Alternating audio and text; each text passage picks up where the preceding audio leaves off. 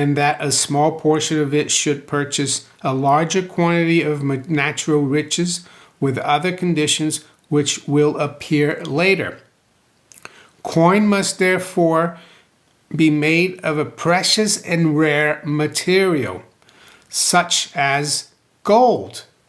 Friday, March 14th, 2025, Maneco 64, home of alternative economics and contrarian views.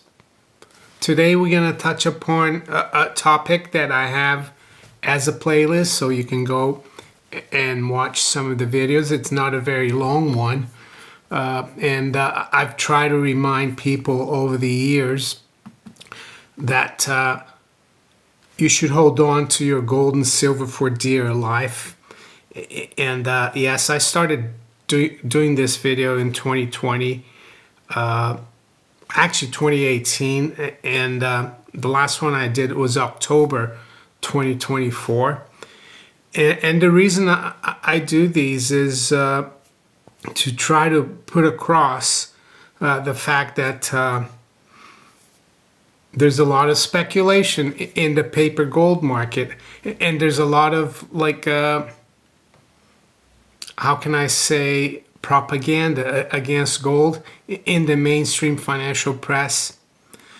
And that's because the powers that be don't want people protecting themselves, let's say acquiring gold and silver. They want you financially beholden to them so you can keep borrowing and working 9 to 5 to pay taxes to keep them sustained. It's a parasitical system. And the reason I'm talking about this today is because gold is approaching a key level as per the spot price of 3,000.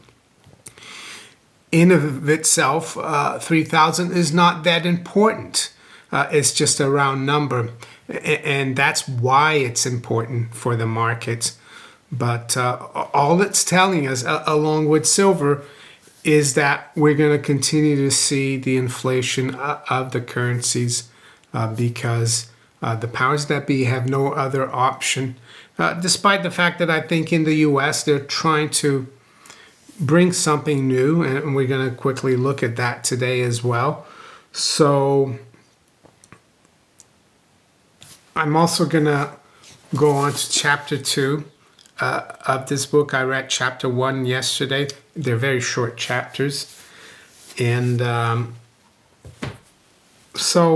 hold on to your gold and silver for dear life. Don't let speculators and the powers that be shake you off your monetary insurance. And I'm going to give you an example of this that had a big impact on me when I had just started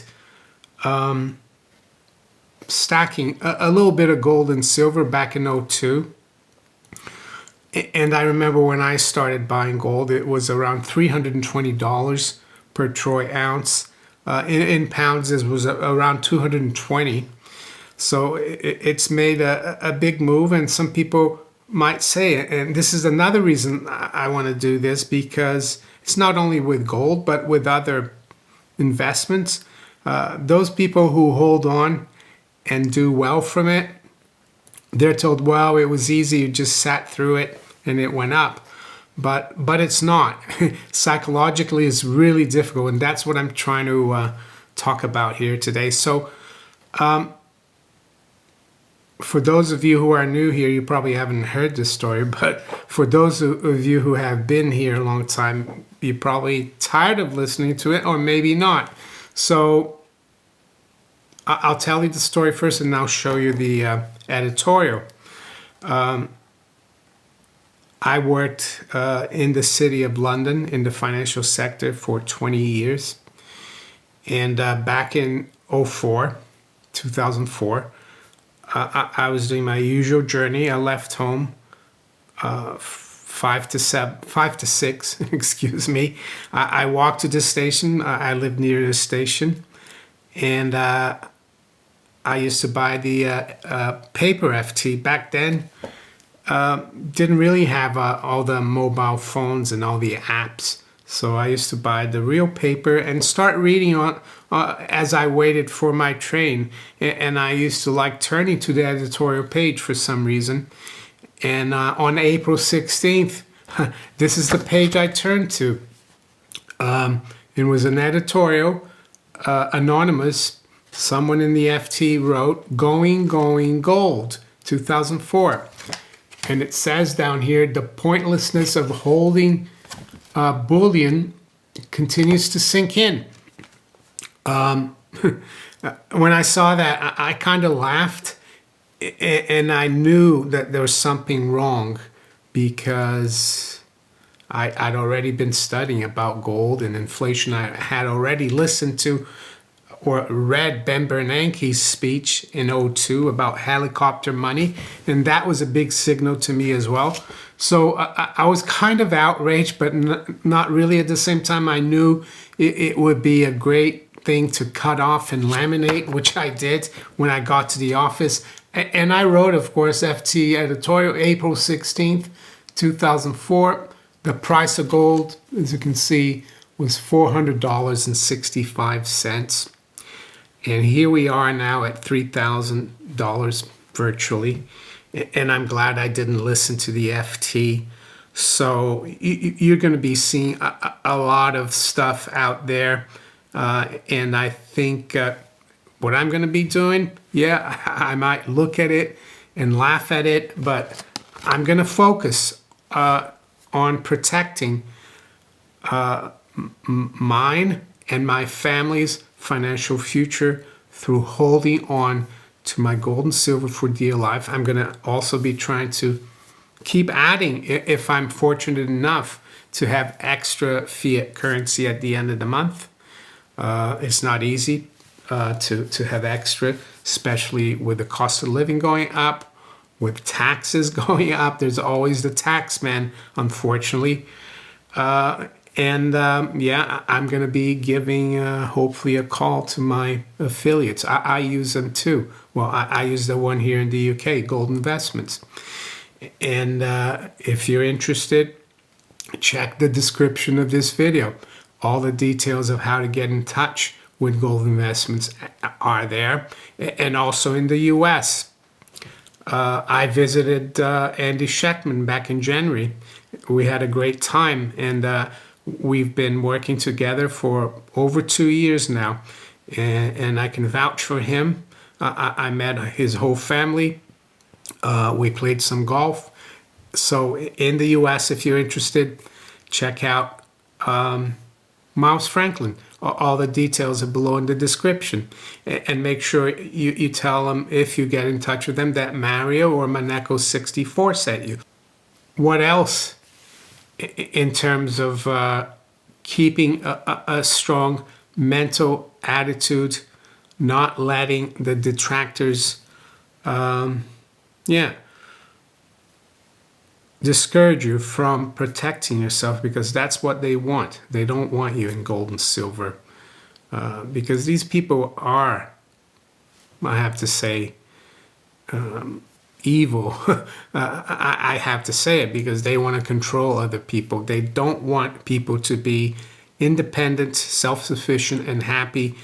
And why do I think that is so? Well, because they have this power complex. They want to be in charge of people. And if you have people that are self-reliant, independent, and happy, that's their job gone, right? So with that, I'm going to go to chapter 2 here, because I think it's relevant to understanding what money is.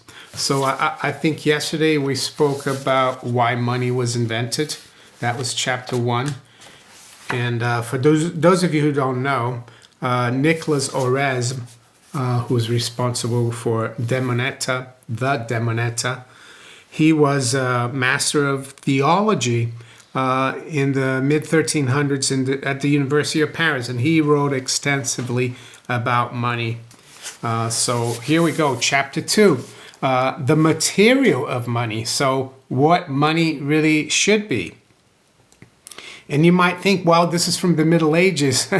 You're really antiquated. Actually, in a world where everything focuses on tech and the future, AI, going to Mars, I think it is really important that we step back to periods like the mid 1300s to see what those people thought. So anyway, now, since money is an instrument for the exchange of natural riches, as appears from the preceding chapter, it follows that it must be a fit tool for the work. This implies that it must be easy to handle and to feel with the hands, light to carry, and that a small portion of it should purchase a larger quantity of natural riches with other conditions which will appear later. Coin must therefore be made of a precious and rare material, such as gold. But there must be enough of such material. Wherefore, if there is not enough gold, money is also made of silver, so the bimetallic system. And where these two metals do not exist or are insufficient, they must be alloyed, or a simple money be made of another metal without alloy. Or a simple money be made of another metal without alloy, as was formerly the case with copper. As Ovid tells in the first book of Fasti, saying, men paid in copper once, they are now for gold, and the new money elbows out the old. Yeah, I know what some people are thinking here, that Bitcoin is going to elbow out gold. It's possible. I've got my doubts. But anyway, let's continue. A like change the Lord promised by the mouth of Isaiah. For brass I will bring gold, and for iron I will bring silver. For these metals are the fittest for coining. Doesn't say anything about Bitcoin. And as Cassiodorus says, Achus and Indus, king of Scythia, are said to have been the first to discover, one gold and the other silver, and to be praised for delivering them to men's use. And therefore, so much of them ought not to be allowed to be applied to other uses, that there should not be enough left for money. It was this consideration that led Theodoric, king of Italy, to order the gold and silver deposited according to pagan custom in the tombs, to be removed and used for coining for the public profit, saying, it was a crime to leave hidden among the dead and useless what would keep the living alive. On the other hand, it is expedient that the material of money should be too plentiful.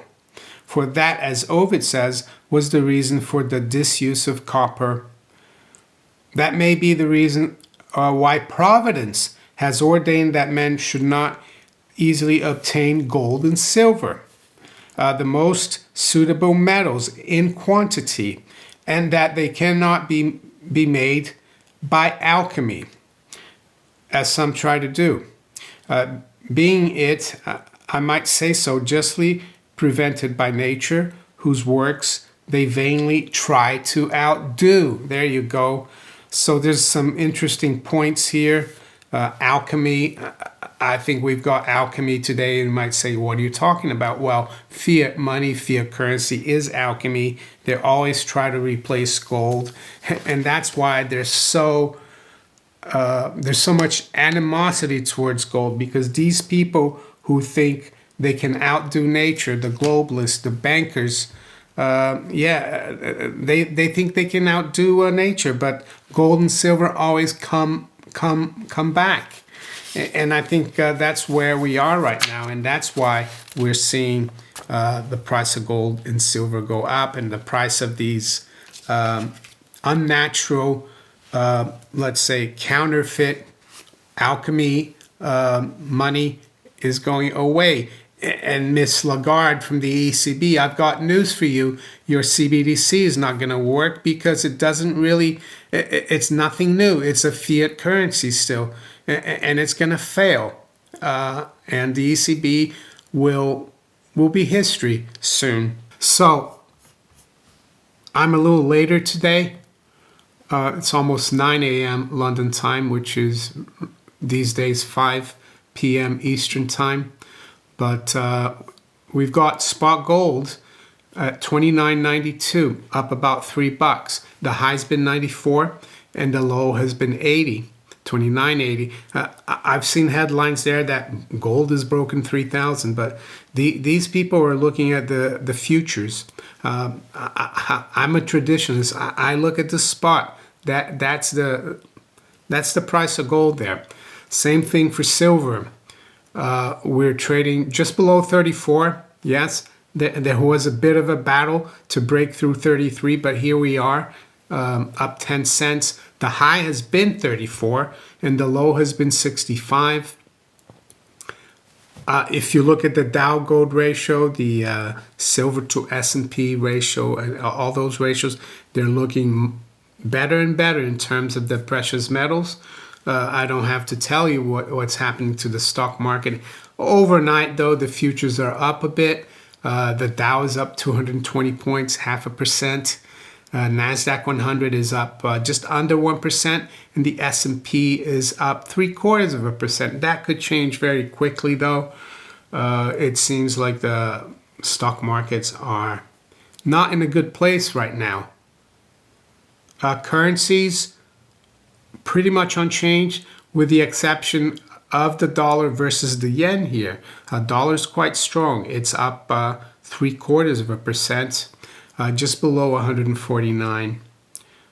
WTI crude is up 1.3%, 67.20. And high-grade copper. Well, high-grade copper is doing really well. And it goes to this idea of a real economy, of a move from paper to commodities that I've spoken about. Copper is a really important indicator for the overall health of the economy and inflationary pressures, I would say. So we're approaching now 5 high-grade copper, and that's significant. We're at 496, up 0.5%. Let's quickly look at the bond market. Well, the 10-year yield is still around 4.30, so we're not seeing this rush to buy treasuries despite the fact that the stock market is weak. And just another thing here, I think we had some economic data for the UK, and I saw some of the headlines. They said it was unexpected. GDP shrunk unexpectedly, but to you and I, it's not unexpected, right? So yeah, GDP month on month dropped 0.1. Year on year, it was up 1%. If you strip out all the government spending, GDP is not really growing.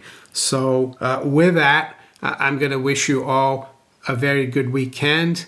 Take care. Bye.